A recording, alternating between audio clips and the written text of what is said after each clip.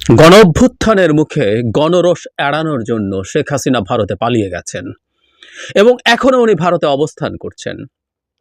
বলা হচ্ছে ভারত সরকার তাকে সময় দিতে চায়, তিনি যাতে তার পরবর্তী কর্মপরিকল্পনা ঠিক করতে পারেন।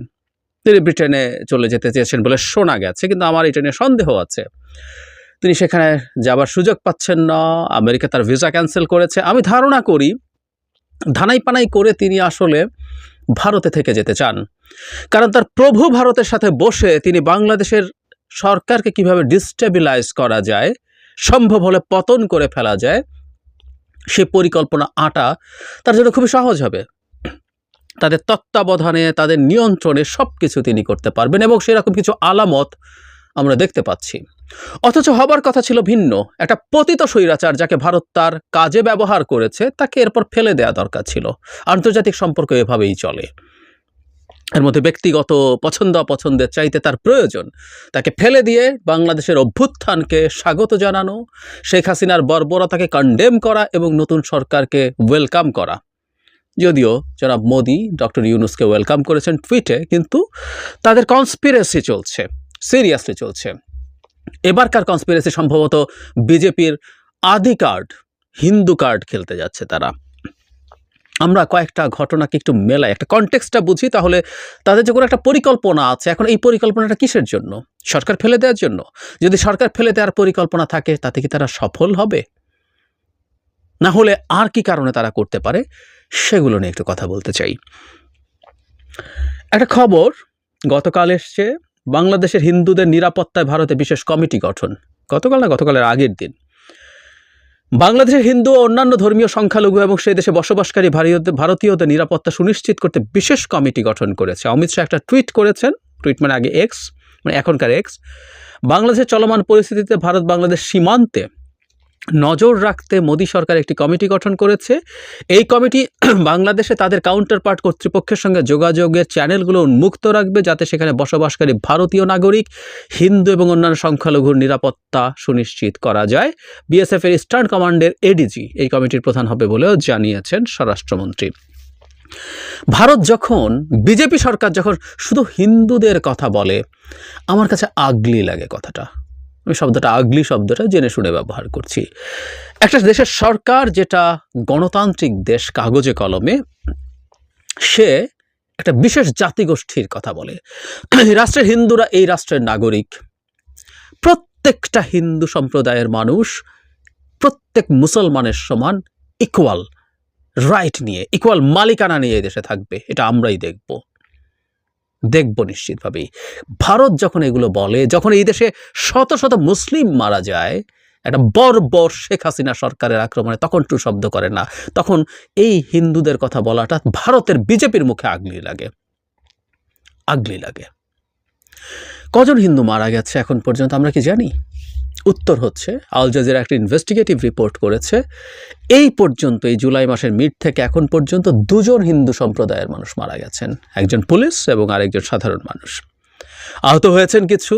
এবং এটাও সত্য কথা, শেখ হাসিনা পালিয়ে যাওয়ার পর কিছু কিছু ক্ষেত্রে হিন্দু বাড়িতে আক্রমণ হয়েছে, কোনো হিন্দু মানুষের ওপরে আক্রমণ হয়েছে। আমাদের জেনে নিতে হবে, সাধারণ হিন্দু মানুষের ওপরে আসলে আক্রমণ হয় নাই। মানে আমরা তো এভাবে চিন্তা করতে পারি, এই বলেছি আমি আমার আগের ভিডিওগুলোতে, তো প্রধান কারণ হচ্ছে যদি কেউ আক্রমণের শিকার হন।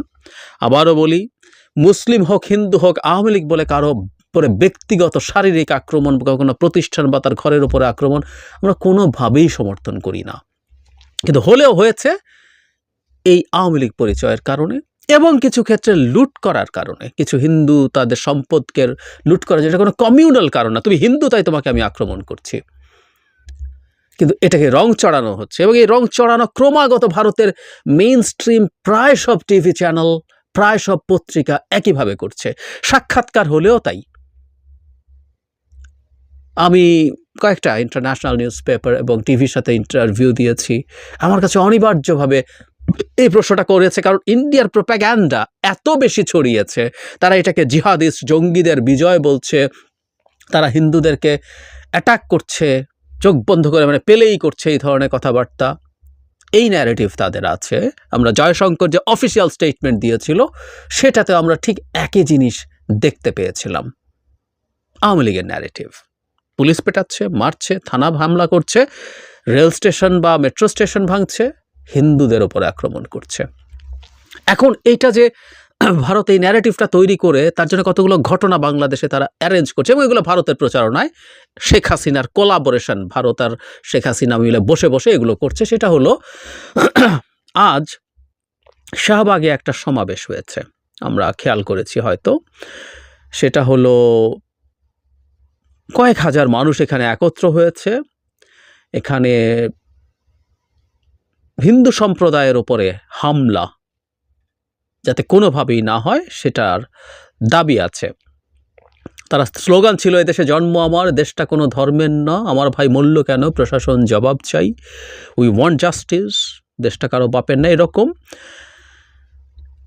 সনাতনী নাগরিক সংগঠনের বিশ্বনাথ বলেন, হিন্দুদের বাড়িঘর, মন্দির, ব্যবসা প্রতিষ্ঠানে হামলা, লুটপাট করানো হচ্ছে, কয়েকটি স্থানে হত্যাকাণ্ড হয়েছে, আমরা তো এদেশেই জন্মেছি, আমরা কোথায় যাব? ক্ষমতায় যেই আসুক আমাদের নিরাপত্তা চাই, আমাদের বাসস্থান ও ধর্মীয় স্থাপনার নিরাপত্তা চাই। আমি এই সমাবেশের ক্ষেত্রে আসবো। তাদের অভিযোগ সব যে পুরোপুরি মিথ্যে তা ঠিক না, কিন্তু আমাদের কাছে এই ধরনের অভিযোগ আছে বা এই ধরনের তথ্য আছে।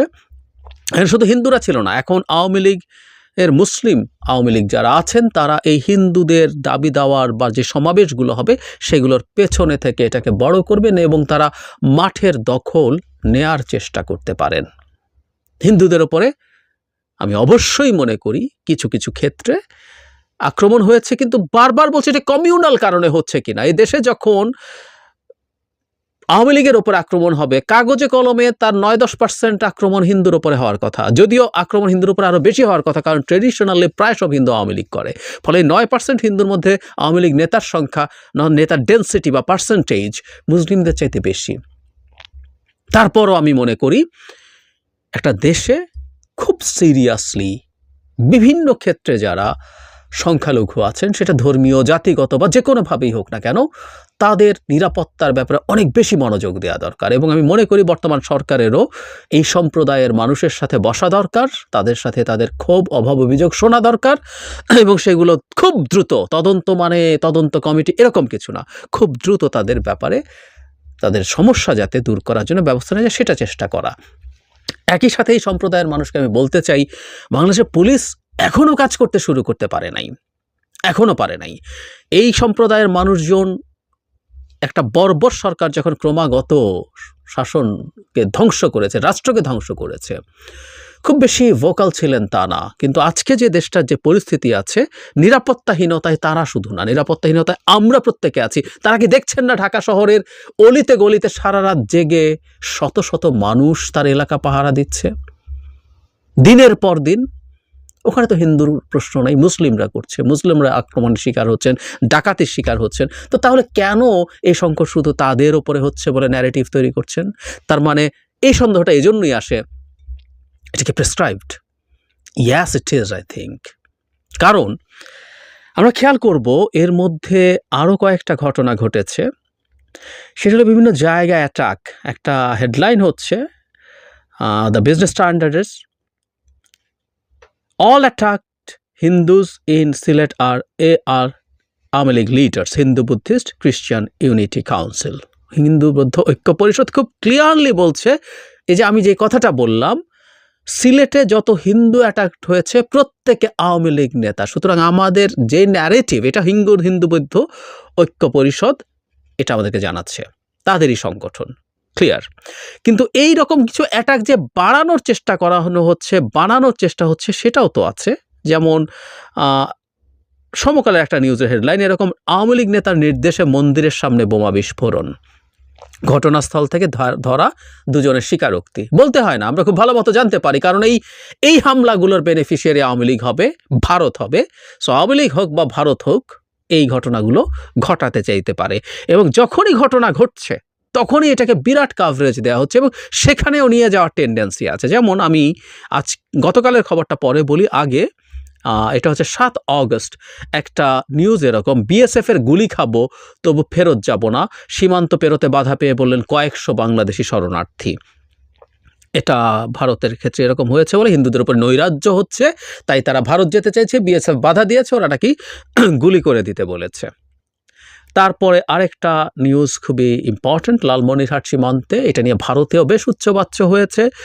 সীমান্তে নেতাকর্মীদের জড়ো করে আওয়ামী লীগ নেতার কান্নাকাটির কর্মসূচি, এই ধরনের একটা হেডলাইন। এখানে দেখা গেছে যে অর্গানাইজ করে আওয়ামী লীগ গুজব ছড়িয়ে তাদেরকে ওইদিকে নিয়ে যাওয়ার চেষ্টা করেছেন, এবং যেতে না যেতেই কলকাতার একটা টিভি চ্যানেল এটা নিয়ে নিউজ করেছে এবং তারা এটা নিয়ে খুবই আবেগ আপ্লুত হয়ে বলছেন, এবং ওখানে তাদের মুখে স্লোগান, ভারত মাতার জয়ের স্লোগান দিতে দেখা গেছে, তাদেরকে শুনিয়েছে তারা, এবং ওখানে দেখানো হয়েছে বেশ কিছু মানুষ সীমান্তে জড়ো হয়েছেন। সো আসছে এবং খুব দ্রুত সেটাকে আপনি মিডিয়াতে পাবলিশ করে দিচ্ছেন। আমরা এই জিনিসগুলোর যোগসূত্র নিশ্চয়ই দেখতে পারি। আরেকটা জিনিস যোগ করি, গোপালগঞ্জে গতকাল সেনাবাহিনীর ওপরে হামলা হয়েছে, এবং সেনাবাহিনীকে হামলা করে গাড়িতে আগুন তো দিয়েছেই, কয়েকজন সদস্য আহত হয়েছেন। তারা ফাঁকা গুলি করে পরিস্থিতি নিয়ন্ত্রণ করতে চেয়েছেন, এবং আমি তাদের ধৈর্যের, অসাধারণ ধৈর্যের প্রশংসা করি, কারণ তারা গুলি করেননি। আমি ধারণা করি তারা গুলি করাতে চেয়েছিলেন যারা তাদের উপর আক্রমণ করেছেন, এবং গুলি করা মাত্রই তারা আর শুধু আওয়ামী লীগ না, তারা সব হিন্দু সম্প্রদায়ের মানুষ, এই ধরনের ন্যারেটিভ তৈরির চেষ্টা হতে পারত। তারা পালিয়েছেন, কিন্তু ধরা পড়ে আক্রমণে আহত হয়েছেন, তাদের অস্ত্র লুট করে নিয়ে যাওয়া হয়েছে, যদিও সেটা পরে ফেরত দেওয়া হয়েছে। এই সবগুলো ঘটনা আমরা যদি একত্র করি তাহলে আমরা বুঝতে পারি যে বাংলাদেশে হিন্দুদের উপরে মারাত্মক কোনো সংকট তৈরি করার চেষ্টা করছে, অত্যাচার নিপীড়ন করা হচ্ছে। এই ন্যারেটিভ তৈরির চেষ্টা প্রথম দিন থেকে আছে। প্রত্যেকটা চ্যানেল, ইভেন ডক্টর ইউনূসকেও এই প্রশ্ন উনি যতগুলো ইন্টারভিউ দিয়েছেন প্রত্যেকে করেছে যে হিন্দু সম্প্রদায়ের উপর এটা হচ্ছে। এটা কেন হচ্ছে, কি হচ্ছে, যে হিন্দু বৌদ্ধ ঐক্য পরিষদের ক্লিয়ার স্টেটমেন্ট দিয়ে আমিও দেখালাম যে তারাই বলছেন এটা লিডার, হ্যাঁ এটাই হয়েছে। আর দু একটা বিচ্ছিন্ন ঘটনা, আমাদের এখানে ডাকাতি হচ্ছে, হিন্দুদের ওপরও ডাকাতি হচ্ছে, সব কিছুকে কমিউনাল বানিয়ে ফেলার চেষ্টা। না, বাংলাদেশে এই ঘটনা ঘটছে না, বরং বাংলাদেশে যে বহু মুসলিম এই শঙ্কা থেকে হিন্দুদের মন্দির বা অন্যান্য স্থাপনা পাহারা দিচ্ছে, সেটা এখন প্রতিষ্ঠিত, যা ভারতের কংগ্রেস নেতা শশী থারুরের মতো মানুষও বলছেন। আচ্ছা, এখন ভারত কি চাইছে? ভারত চাইছে আসলে এই পরিস্থিতিটা তৈরি করে হিন্দুদেরকে মাঠে নামিয়ে, সংখ্যালঘুর উপর অত্যাচার হচ্ছে, এটা একটা গ্লোবাল অ্যাপিলও আছে। একটা দেশের সংখ্যালঘু বিপদে থাকা নিশ্চিতভাবে সেই দেশের জন্য সংকট। যদিও ভারত মুসলিমদের সাথে কি করে, শুধু মুসলিম না, ভারত হিন্দুদের ওপরও, ভারতে দলিত যারা কাগজে কলমে, তারা বর্ণর মধ্যে না থাকলেও তারা হিন্দু মানুষ, 20 থেকে 25 কোটি দলিতকেও তারা মানুষ মনে করে না মুসলিমের মতো। সেই ভারত বলছে তারপরও গ্লোবাল এটার অ্যাপিল থাকবে, এবং হিন্দু কমিউনিটির মানুষ অস্থিরতার কথা বলে, তার উপরে অত্যাচারের কথা বলে যদি মাঠে নামে, তার ডিসগাইজে পেছনে আওয়ামী লীগের লোকজনকে মাঠে নামিয়ে দেওয়ার চেষ্টা হতে পারে।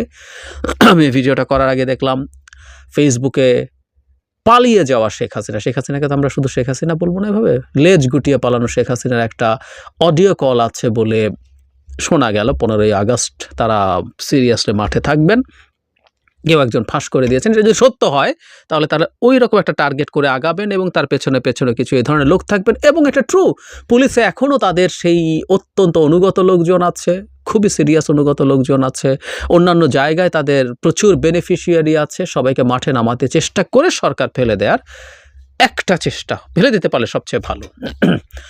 কিন্তু আমি ব্যক্তিগতভাবে মনে করি অদ্দূর পর্যন্ত এটা যাবে না। কিন্তু আমি প্রায় বলছি যে বাংলাদেশের এই ভালনারেবল টাইমে আমাদের রিস্ক যতটা আছে, রিস্ক যদি আমরা তার চেয়ে বেশি মনেও করি, স্টিল এটা আমাদের সার্ভাইভালের জন্য হেল্প করবে, এটা আমাদের জন্য ভালো। সো রিস্ক একটু বেশি দেখাই ভালো। কিন্তু আসলে কি করতে চাইছে তারা? একটা হলো, ভারতের বিজেপি সরকার তার ইন্টারনাল পলিটিক্সে খুব বেশি ভালো অবস্থায় নাই। সে এখন তার পুরনো কার্ডটা যদি খেলে, সেই কার্ডটা এই ক্ষেত্রে ভালো কাজ করতে পারে, সে তার সেন্ট্রাল অবস্থাতেও ভালো হতে পারে। প্লাস পশ্চিমবঙ্গ বিধানসভা নির্বাচনে এখানে তারা দীর্ঘদিন থেকে তাদের কিছু ফুটপ্রিন্ট তৈরি করতে চেয়েছে, এবার লোকসভায় তো তারা খুবই খারাপ করলো। সো আগামী নির্বাচনে সেটা যদি কিছুটা ভালো কাজ করে, প্লাস তার ইন্টারনাল পলিটিক্স বা ডোমেস্টিক পলিটিক্সে কিছু সুবিধা হলো। At the same time doctor ইউনূসের সাথে সম্পর্কের ক্ষেত্রে তারা ইউনূসকে এই চাপ দেখাতে চাইছেন হয়তো, যে তারা কি করতে পারেন, তারা চাইলে ডক্টর ইউনূসের জন্য সমস্যা বানাতে পারেন।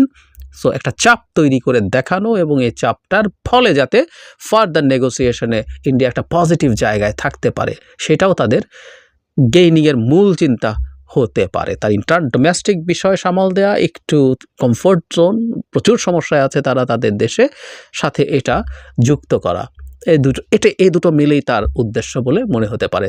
কিন্তু বটম লাইন হচ্ছে ওটাই, যদি সরকারকে মহা ঝামেলা তৈরি করা যায়, যদি এর মধ্যে কোনো জেনারেলকে সে তাদের পক্ষে এনে একটা পাল্টা কু করতে পারে, সেটা হলে তো খুবই ভালো।